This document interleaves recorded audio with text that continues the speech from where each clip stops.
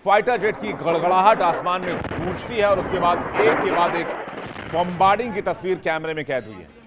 ये कोई फिल्मी सीन नहीं, कोई हॉलीवुड बॉलीवुड की स्क्रिप्ट नहीं है, ग्राफिक्स नहीं है। ये एक्चुअल रियल फुटेज है जो सना एयरपोर्ट से आई है, यमन से, जहां पर जबरदस्त बम्बार्डिंग की गई है सऊदी की तरफ से और यहां पर अमेरिकी फाइटर जेट F-15 का इस्तेमाल किया गया। ये तस्वीरें कितनी भयानक है इसका अंदाजा लगा सकते हैं आप। दरअसल खबर यह है कि खामेनेई के अंतिम संस्कार से वापस लौट रहे हूती को यहां पर सऊदी ने निशाना बनाया। उनका प्लेन यहां लैंड करने वाला था, लेकिन उससे पहले ही सना एयरपोर्ट को मलबे की ढेर में सऊदी ने तब्दील कर दिया। यह पहली बार है जब इस जंग में सऊदी की डायरेक्ट एंट्री हो रही है और इस कदर एंट्री हो रही है जिसे देखकर दुश्मनों का कलेजा हिल जाए। हूथियों ने सऊदी अरब के आभा अंतर्राष्ट्रीय हवाई अड्डे पर हमला करके जवाबी कार्रवाई की है। ये उस आभा इंटरनेशनल एयरपोर्ट की तस्वीर आप देख रहे हैं। अब आप अंदाजा लगाइए कि वार और पलटवार की स्थिति में मिडिल ईस्ट की क्या हालत है। और ये बात मैंने आपसे हर रोज कही कि अगर अमेरिका ने जंग की शुरुआत की तो फिर मिडिल ईस्ट का खात्मा हो जाएगा, और किस तरह से खात्मा होगा उसका अंदाजा लगाया नहीं जा सकता। एक और तस्वीर आप देखिए, ईरानी पोर्ट के पास एक अनमैन्ड बोट, यहां पर एक अनमैन्ड जहाज, पानी का जहाज यहां पहुंचता है और धमाके के साथ इस पोर्ट से जाकर टकरा जाता है। अमेरिका अब एआई ड्रोन्स, एआई शिप्स का इस्तेमाल कर रहा है, यानी ईरान को ईरान के हथियार से मात देने की तैयारी है। अब इस पूरी विश्व युद्ध वाली तबाही की, इसमें विश्व युद्ध का सीन बनता दिख रहा है, उसकी 6 तस्वीरें आपकी स्क्रीन पर मैं रखने जा रहा हूं, जिससे आपको समझ आएगा कि आखिर इस इलाके में क्या खिचड़ी पकाई जा रही है। यमन में एयरपोर्ट पर हमला, हूती का सऊदी पर हमला, होर्मुज में 2 जहाजों पर हमला, ईरान पर 5 घंटे तक लगातार बमबारी, ईरान के पोर्ट पर यूएस का हमला और ईरान का खाड़ी देशों पर पलटवार। यह सिर्फ तस्वीर नहीं है, यह विश्व युद्ध का सीन है। जो तस्वीरें अभी तक आपने देखी उससे अंदाजा लगाइए क्या यह विश्व युद्ध की ओर ले जाने के लिए काफी नहीं है। ईरान अमेरिका में जंग तो चल ही रही है, बीते 6 दिनों से लगातार अमेरिका ईरान पर हमला कर रहा है और सभी 6 दिन ईरान ने अमेरिका के एयरबेस पर पलटवार किया है। खाड़ी के हर एक देश को ईरान ने निशाना बनाया है। अभी तक अमेरिका ने कहां हमला किया है ये आप देख लीजिए। सबसे पहले अमेरिका ने बंदर अब्बास को निशाना बनाया, जहां सबमरीन और सी ड्रोन्स को टारगेट किया है।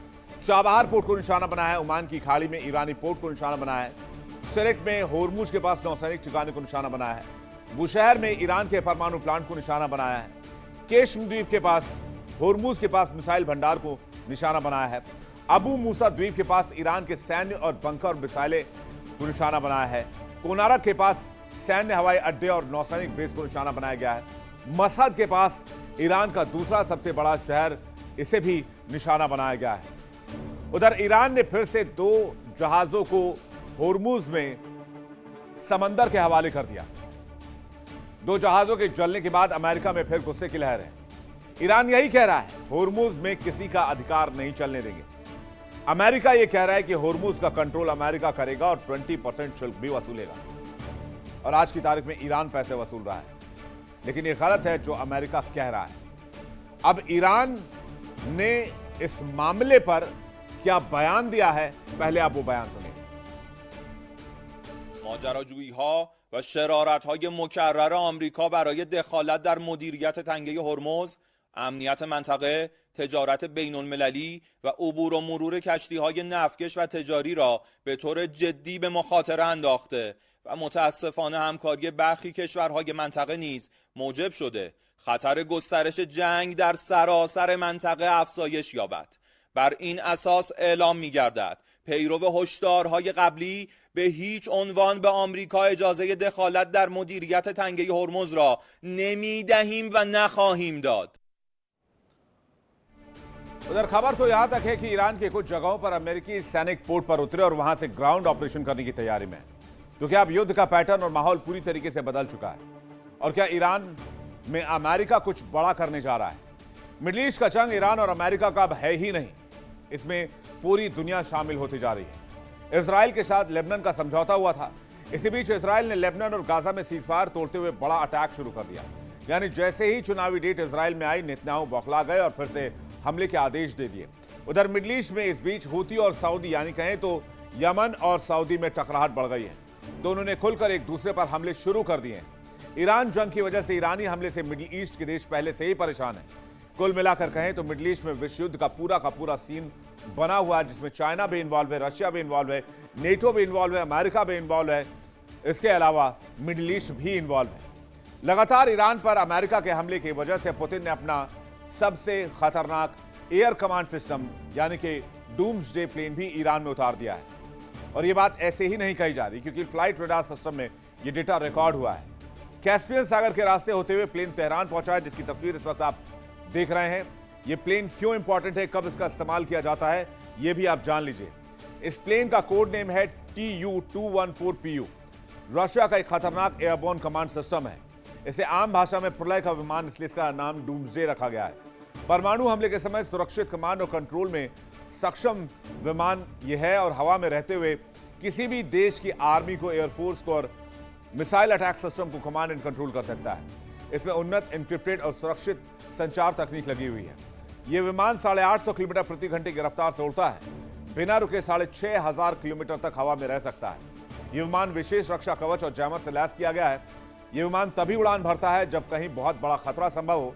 यह विमान कोई सामान्य नहीं, बल्कि अपने आप में चलता फिरता एक हवाई किला है। कुल मिलाकर देखें तो मिडिल ईस्ट में विश्व युद्ध के हालात बन चुके हैं। अब कोई कहे कि विश्व युद्ध नहीं है तो वो मुझे समझा दे विश्व युद्ध कैसे नहीं है, क्योंकि हालात यही बनते जा रहे हैं। नेटो शामिल हो चुका है, अमेरिका शामिल हो चुका है, आधी दुनिया तो ऐसे ही शामिल हो चुकी है। पूरा मिडिल ईस्ट आ चुका है, रशिया आ चुका है, चाइना आ चुका है, बैकडोर से नॉर्थ कोरिया का भी सपोर्ट है। तो क्या ये वर्ल्ड वॉर नहीं है तो फिर वर्ल्ड वॉर क्या है? और धीरे धीरे इसका दायरा भी बढ़ता जा रहा है। अब यमन और सऊदी भी आमने सामने हो गए। इधर रूसी विमान के आने के साथ अमेरिका का गुस्सा 7वें आसमान पर चला गया है।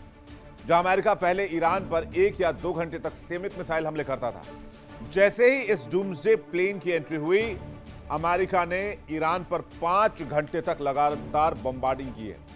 इसलिए अंदाजा लगाया जा रहा है कि रूस की एंट्री की वजह से जंग का दायरा बढ़ चुका है और मिडिल ईस्ट अब पहले जैसा नहीं रहेगा। तो क्या विश्व युद्ध 3 की शुरुआत हो चुकी है और आगे युद्ध कैसे और दायरा बढ़ा सकता है, कौन कौन से देश इसकी चपेट में आ सकते हैं? मिडिल ईस्ट में विश्व युद्ध का सीन इसलिए बनता जा रहा है क्योंकि हालात ऐसे ही बनते दिख रहे हैं। हाल ही में नेटो के 3 एयरक्राफ्ट डेटाबेस में रिकॉर्ड हुए, जो यूरोप से होते हुए मिडिल ईस्ट की ओर बढ़ रहे हैं। इन एयरक्राफ्ट में कई लड़ाकू विमान हैं, हेलीकॉप्टर हैं, ड्रोन हैं, गर्म हवा के गुब्बारे भी शामिल हैं।